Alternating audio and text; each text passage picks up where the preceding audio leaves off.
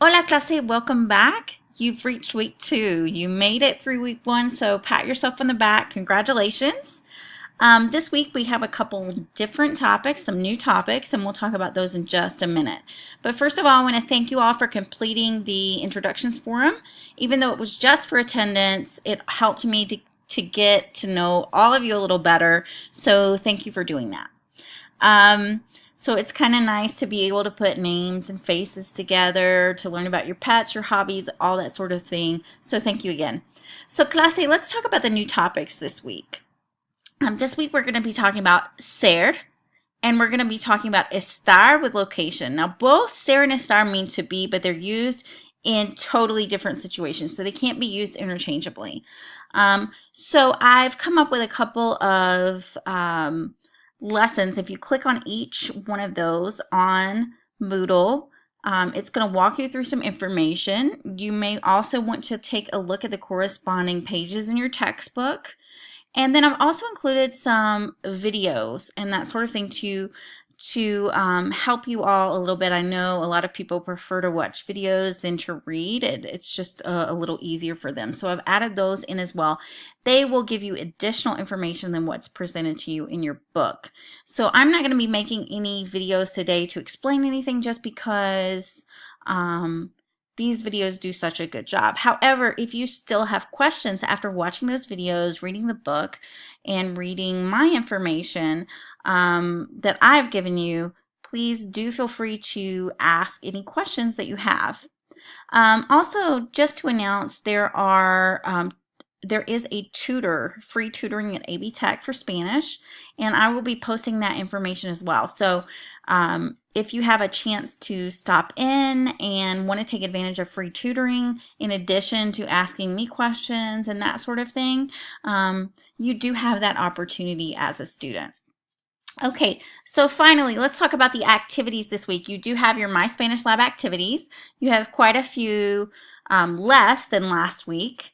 I have went ahead and posted the activities for week 2 and week 3. You'll notice if you look in there that week 3 activities, there are a larger amount, and that is because there's some videos you have to watch to and complete some activities based on those. So if you want to go ahead and get ahead a little bit, but maybe don't want to do everything, I would go ahead and scroll through and look for the culture videos on Guinea Equatorial, so what we call in English Equatorial Guinea. Watch those videos in Spanish first, then English, and then complete the videos, the video activities. That way you do get your Spanish input and just listen for what you can listen for if you want to work ahead. If not, you can leave those till next week. In addition to the My Spanish Lab activities, you do have an introductions forum, but this time in Spanish.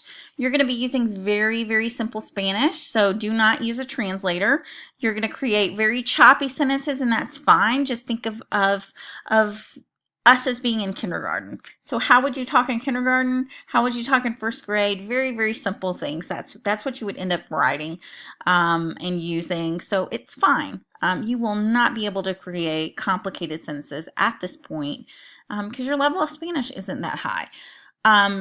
So there is your initial post, which will include some information about you, some questions for another person. This is a non-specific person so that anybody from the class can answer those questions. And then there will be a response post where you are going to pick one of the posts in the class and respond to that person's questions.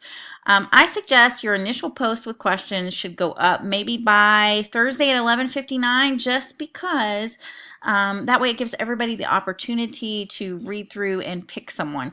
If you wait till the last minute, you may not have anybody to respond to or anybody that will respond to you. So please, please try to get those up as soon as you possibly can.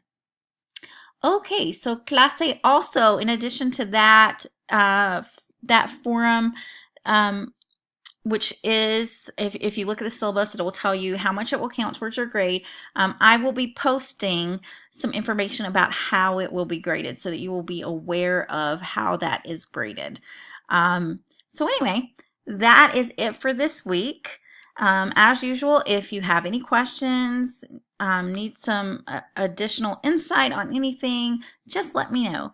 I will be there for you. So, welcome to week 2 and buena suerte, clase.